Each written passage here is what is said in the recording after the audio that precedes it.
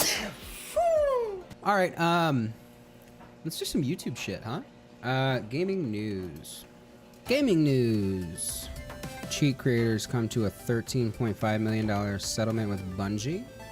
In a rather spectacular conclusion to a lawsuit filed by Bungie in August of last year, the owners of the Destiny 2 cheat domains... Oh, these are cheats. Oh, well then they fucking deserve it. Like, here's the thing. You can make cheats and you can be like a good asset to the community, right? But two things are allowed to happen. Two things are allowed to happen if you develop cheat codes for a game and if you use cheat codes for a game. If you use cheat codes for a game, you 100% have the right to be banned from that game. Banned from the server, banned from whatever, character deleted, whatever the fuck, right? You have the opportunity to do that. And if you make the cheats, you have every right to be decimated by the law for like infringing on copyright. Like that's just how it works. Don't they run under anti-cheat too? Yeah, I'm definitely not reading that entire legal document.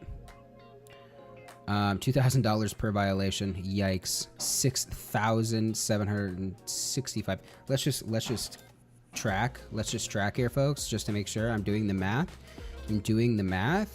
Times $2,000 for every violation is approximately $13.5 million. So yeah, that is unfucking fortunate for you. You got slapped by the ban hammer. Get fucked. You deserved it. Okay, look. Am I somebody who has never used cheats? No, I am definitely someone who uses cheats. I use fucking rare candy cheat every single time I do a Nuzlocke for a Pokemon game. I am infringing on copyright every single time I play a Pokemon game on an emulator. 100%. My fucking Game Boy DX is fucking legendary. But I deserve to get clapped for that. Like, I can't say shit without getting clapped for that. And I'm just gonna preface on the Diablo Immortal stuff really quick. If you bought Diablo Immortal and you are actively playing Diablo Immortal, you are a fucking idiot. You will never be better than anybody who has more money than you. And that is a shitty way to play the game. That's just how it is, how it be. So if you play Diablo Immortal, you are actively getting fucked by a system that does not give a shit about you. So just be prepared for that. Game development should not be built in this way, and I hope it does not leak terrible things for the future of gaming. Xbox app on PC will not predict if your machine can run a game before you download it. This feature should be particularly useful to Game Pass subscribers, reckoning with the service's sizable library of titles referred to Game Performance Fit Indicator. It will be a short message offering you a prediction of how well Microsoft expects to run on your machine, generated by comparing title performance on PC with similar specs to yours. This is a generally decent thing. Like being able, cause like the list of like, let's look at Steam. So like if you go all the way down here and you go to system requirements, like, yeah, okay, minimum it requires these things, recommended it requires these things, but like within this range, how well are you gonna play? Cause like this is a fucking old ass GPU. Like I could play it on my current GPU right now, but like, actually I'm at the needed specs for the GPU I have right now. But like, I don't know, like you could find, like, where's the middle ground in this? Is this gonna work? Like if you gave me a red, green, or a yellow on like if I'm gonna succeed at playing this or not, like if I get a yellow, I know that my game might crash and like I shouldn't trust save states, I shouldn't trust anything else that I'm trying to do. If it's a red, I'm not even gonna fucking purchase the game. Now this could lead to them losing money, and I suspect that like Microsoft might be like, maybe this was a stupid idea because nobody's buying our shit now. But I feel like it's also a really good thing for the community because it has the option to like give us better ideas. I don't know that it's gonna be, it might be better for Microsoft's partners more than it's good for anything else because people might start speccing out their machines better. And it might incentivize more purchasing of more content and more PC hardware. But it really doesn't change anything for Windows. Like things have to happen before you're able to purchase a game if you're in a yellow or a red, right? On whether or not you're gonna be able to play well. Overall, I think it's a good thing. I think it might lead to less sales, which might freak them out a little bit though.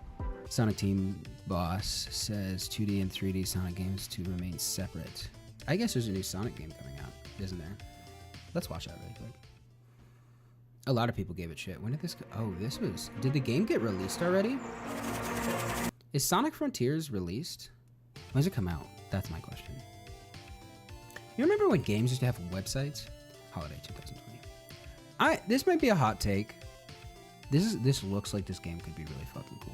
Because I feel like you have like, so like Sonic games are one of those things where people get super heated and super butthurt for like no reason, right? Because you have Sonic, like classic 2D, and Sonic Mania was a really cool game that I think a lot of people enjoyed. Just because it was classic, it was new levels, it had some old levels in it, but it was really fucking fun to play. And it was just a general, I'm gonna sit down and play and have a good time kind of a game. And you see this kind of trend of like, okay, we're gonna give you some classics back with like the Nintendo Switch Online, like SNES, NES, that kind of thing. They're apparently doing some for the Sega consoles, which I think is really smart since they own the Sega IPs. I don't like that we're having to pay for like the N64 ones and stuff like that, because fuck you, we already are paying you. It's the whole point of Nintendo Online, right? We're paying you a service fee. But yeah, I think the 2D and 3D Sonic games are completely different arcs, right?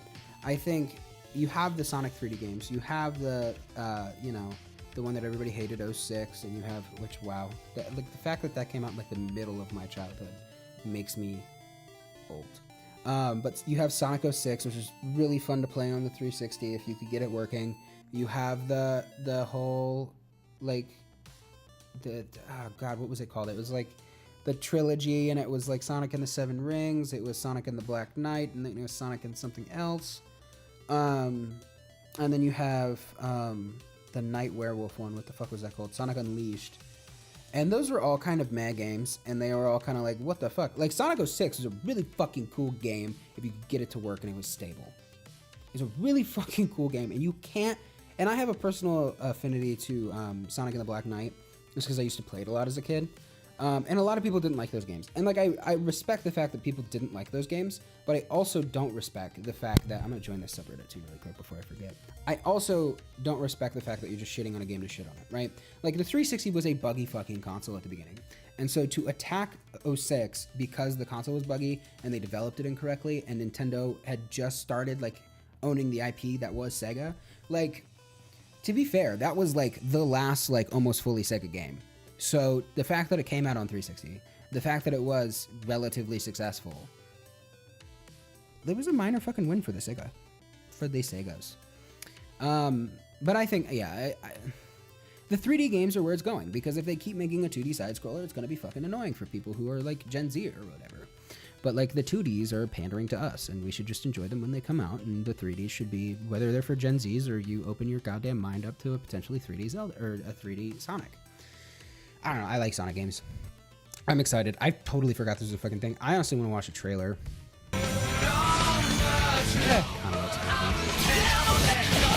It's giving me like revamped Sonic Heroes, which fantastic fucking game.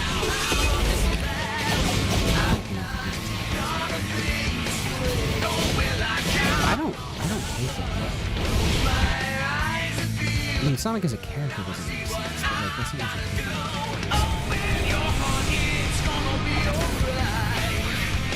Sonic was always something. Yeah, okay. Wait, what games did it say, or what consoles did it say it was coming out for? Sega, PS4. So it is coming out for all the consoles, and it is coming out for PC. See, now that's interesting. I think it would be very interesting for Nintendo and Sega and all of those other companies to start making PC ports of games. I think that would be sick. That would be crazy. I would even pay $70 if I could play Breath of the Wild on my PC. If that game could look even more beautiful, if Odyssey could look even more beautiful. Also, can I just get a hey in the chat for people who are tired of fucking fiddling around with emulator settings and we just deserve the fucking Nintendo Online, like NES and SNES and shit like that? We just deserve them. Like, we don't get save states in those games anymore. Or I think we do, actually. Even if they made it like a PC port thing, right? Where they made their own emulator, which is essentially just, you should just buy Virtual Boy Advance, or Visual Boy Advance, and then do that, and then select, like, have a download site for games where they can download ROMs, and you can charge money. I'll pay 99 cents a ROM, like $5 a ROM, whatever, and I can have my like save files locally on my machine. That's the key, right? because like the problem with like the Nintendo Online service is the fact that all that save data is being stored in a cloud on your account, right? And the second that they decide to kill that system, like they used to, or they just killed the Wii Virtual Machine, like instant death, right? And all those save files, all those things are completely and utterly useless to you. So all of those, like that old Kirby 64 game that I have on there, Majora's Mask, Ocarina of Time, was how I was keeping those cartridges alive for me, because I wasn't consciously playing video games as a kid during the N64 era, so I couldn't play Ocarina of Time and Majora's Mask on the native console, so I wanted to keep it on the Wii, and that's the whole reason I have my Wii still around. I should actually probably play through Ocarina of Time again so I can actually get that experience and log it in my brain, because those save files are just going to disappear. It's an all online service. It's kind of ridiculous. I want to be able to have... Is it ridiculous for me to want to be able to have my save data? I don't care. Market is full of distractions with microtransactions. Yeah, but that's just pandering to small children. Can I just say microtransactions pandering to small children is not great? Because it's the Minecraft and the Roblox microtransactions that have my brother fucking hooked, right? By the nutsack to continue to buy coins or continue to buy skins or to like... This microtransaction thing is not, like, yeah, it's good for the bottom line of gaming companies, but it is not good for the gaming community as a whole. Like, we have to not buy games that include microtransactions. Like, Minecraft is a paid-for game that you can fully experience without having to pay for microtransactions, but, like, we see fucking Diablo Infinite pandering to an audience that grew up with microtransactions as part of its life. And so we just can't continue allowing it. It's gonna be a problem. It's gonna be a real problem. Sonic won't be smooching any more humans, Sega says. That's an IGN article. What? Because he kissed the fucking girl in 06? Holy fuck. Did they just link to an article that's like from 2012? They were like, that one didn't get enough views. It's dumb. I mean, promoting bestiality is probably not a bad idea. Or not promoting bestiality is probably not a bad idea. You guys clipped the other saying, so that kind of sucks for me.